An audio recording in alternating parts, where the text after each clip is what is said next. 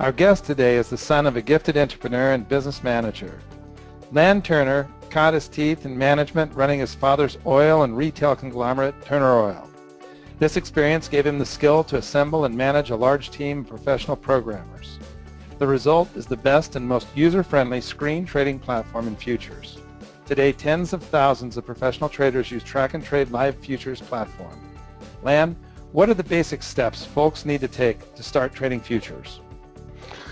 Well, thanks, Scott. I enjoyed being here. Thanks for the introduction. That was awful kind of you. And I guess just to jump right into it, to begin trading futures, a lot of people want to have just a small background about what the commodities are that they are trading. It doesn't hurt to have a little bit of a background in the oil industry, which is where I come from, but to be able to trade crude oil and things like that. But if you've got just a little bit of a background, and it doesn't need to be you don't have to have come from a farming background to trade wheat, corn, and soybeans. But I think just a little bit of a background knowledge of, maybe the seasonal nature of markets. If you think about it, for example, we have different types of commodities that we trade. We have perpetually produced commodities like a gold or silver, which are coming out of the ground all year long. And then we have annually produced commodities like gold and corn, corn and soybeans and wheat. Those types of commodities are annually produced, and they have cycles to them. For example, let's talk about corn. For example, you plant it at the same time every year, you harvest it at the same time every year, bring it to market at the same time every year. And so this causes different types of trends to occur over and over and over again, reoccurring cycles year after year after year. So just having a simple basic knowledge of that type of a situation with the currencies or with the commodities that you're trading is going to be very helpful. But I often tell people, they say, well, what do I need to do to get in and start trading these things? I think the biggest thing to do is just jump in with both feet. The biggest thing you need is the tool, and the basic thing you need is the software. I mean, you need to first of all, grab that software tool.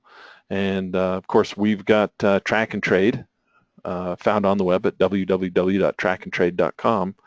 And that's where you're going to get your software. You download it and just jump right in and start watching the prices, because you can watch prices of crude oil, prices of corn, wheat, and soybeans, just like you can a stock, just like you would IBM or Google or Apple.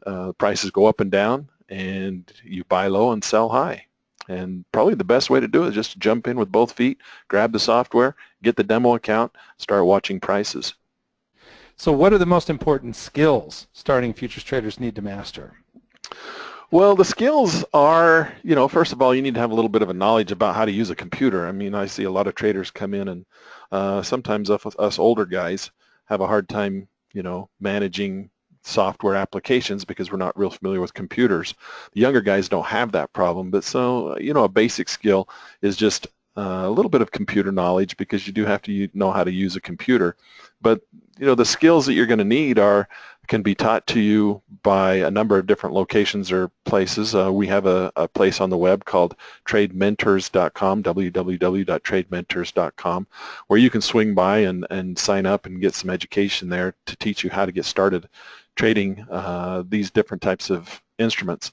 But the basic knowledge of, how to use a computer, how to use the software, there's going to be a little bit of a learning curve in there, just getting to understand the markets. The commodities market and the Forex market are a little bit different than the stock market. We use a little bit of different terminology, but for the most part, if you're familiar with the markets, it'll be an easy transition. There'll be a little bit of a learning curve, but for the most part, you can jump right in, grab the software. You can't really hurt the software, and you're in a demo account, so you're not going to lose any real money, and just get in and start buying and selling and figuring these markets out. We have a number of different tools that we teach you in the software, how to look at trend lines, how to look at recurring price patterns. We look for projections and retracements and those types of things, the technical analysis of the market. And then we meld that, of course, with the fundamentals of the market, learning that the long-term trends are driven by the fundamental nature of markets, and the short-term trends are driven by the technical nature of markets. And so melding those two together can give you kind of a nice 1-2-3 knockout punch. So you've spent quite a few years in the markets, and you've seen a lot of different people trading different things, and you've actually seen people, you've actually seen their accounts who have been successful, and you've seen people's accounts who have been unsuccessful. You've been at this for decades. What's the difference? What is it that people who are successful at this are doing differently from people who are not successful at this? Well, the biggest, we have these little mantras that we try and use in this industry to try and remind ourselves of what we should be doing. And the biggest one, and the number one thing that I think that people need to remember is cut your losers short and let your winners run. And that's not just a cute little saying. We need to really live by that. If the market starts going against you, get out. A lot of people are worried about a commission. And that's one of the biggest fears that people have, is that they're going to have to pay a commission. So they'll sit through a huge drawdown, $200, $300, $400 drawdown, so that they don't have to pay that $3 or $5 commission. And it's just it's a horrible thing to try and break people's bad habits of being penny pinchers, where they don't want to spend $3 on a commission, but they're willing to sit through a $200 possible drawdown and end up taking a large loss because the market continues to go against them. So there are some situations where you have to be conscientious, cut your losers short, let your winners run. And there's another one, the trend is your friend until it bends or ends. We want to always be trading with the trend. And we teach people how to do this over at TradeMentors.com. We want to look at the long-term markets to see where the trend is overall, and then we want to execute our shorter-term positions down on the shorter-term trading time frames, like a 30-minute or a 15-minute chart. And this is where we get in and we maximize our potential through the use of using smaller time frame charts, but we're still very conscientious of the overall long-term trend. So we want to trade with the trend, only take the trend positions. We don't like to trade the counter trends. The reason we don't generally like to trade the counter trends is because the counter trends are generally not as long. They don't last as long as the trend themselves. The markets move in waves. 2 steps forward, 1 step back, 2 steps forward once again. So that 2 steps forward is a much longer opportunity for us to get into the market. That 1 step back is difficult because by the time the market pulls back that 1 step and then turns around and starts to rally once again, it's difficult to move our stops to break even. And that's the major goal. You want to just find the trend, get in with the trend, and get your stops moved to break even.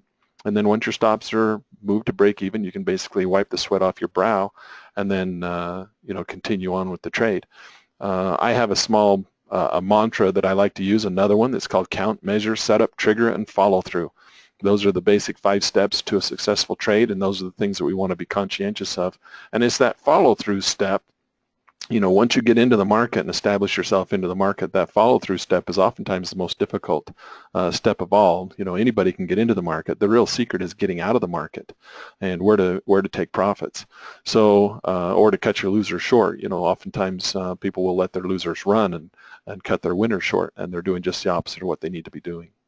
So let me see if I understand.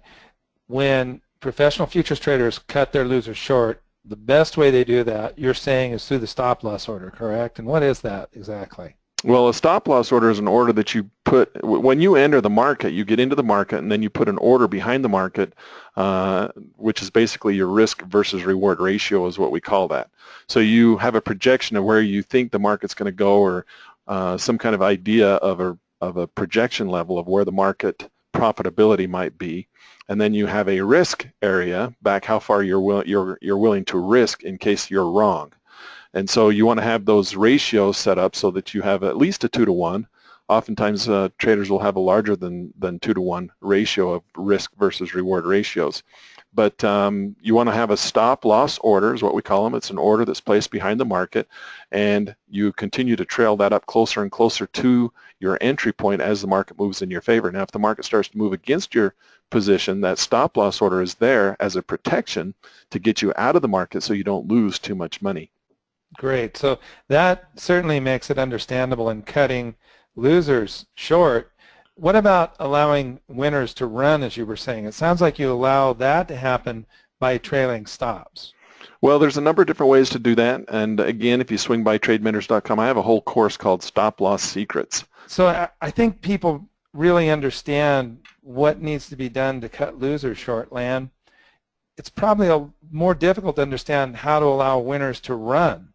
It sounds to me like you're using trailing stops. I'd like you to explain what trailing stops are, but then within light of this risk to reward ratio, if you're setting some sort of upward or downward profit target, that could also cause you to prematurely cut a really large win short as well by taking a profit too soon. So could you explain that dynamic? How do trailing stops help ride winners? How can you keep the profit target from interfering with allowing winners to run? Well, let's talk about this. This is a kind of a deep subject, so give me just a minute to explain several different strategies. First of all, the first strategy is, what if we get into the market with just one contract? When we trade commodities, we don't trade like we do in the stock market where we have a number of shares. We trade a contract or two contracts or three contracts. And so when we trade contracts, let's say we just get in with one contract. Generally what we'll do is we'll place our stop order behind the market to a certain percentage or level of support, and then we trail that stop up to break even, and we look for the market to bring it up to break even with one contract. And then as the market continues to rally, we want to use areas of support and resistance or mathematically calculated trailing stop locations to move our stop up and lock in those profits. As the market then turns around and starts coming back against us, that's where those maximizing the trade potential, the profit potential of those individual trades would come into play, where that stop order would then intercept the market price and stop you out and take you out of the market. So you're trying to maximize your profit potential simply by trailing your stop up the market behind levels of support and resistance or mathematically trailing stop locations. If you can trade with multiple contracts, if your account size allows, you can get in with multiple contracts and you can break your stops apart. So let's say you get in with 3 contracts. You can then move one stop up very aggressively on, let's say, a 30-minute chart, and then when that 30-minute chart turns around and retraces, you take your profits off on the 30-minute chart. But on the longer-term chart, because you have multiple contracts, let's say you have one stop that you're trailing and you're analyzing on the 2-hour chart. So you would then use a different stop location that would be broken apart, and you'd have a more a looser location, I would say. Maybe the smaller time frames are more aggressive, and then the further out the time frame is the chart. Let's say you're on a 2-hour chart, your stop wouldn't be held quite so close, and so you might have a longer staying power, and that second stop would trail up with a longer trend and would eventually intercept the market and stop you out with a second opportunity with a larger profit than on the first smaller time frame. And then if you were trading with that third contract, you could maybe go all the way out to the daily chart, and you could use that contract or that stop loss order to trail out on the daily chart, and that would maybe be into the market maybe 2 weeks or 3 weeks and give you a much larger staying power and a much larger profit potential by breaking your stops apart, using smaller time frames, and different strategies on different time frames for the same trade entry can give you more staying power, more profit potential. Yeah, that's exactly what I was after.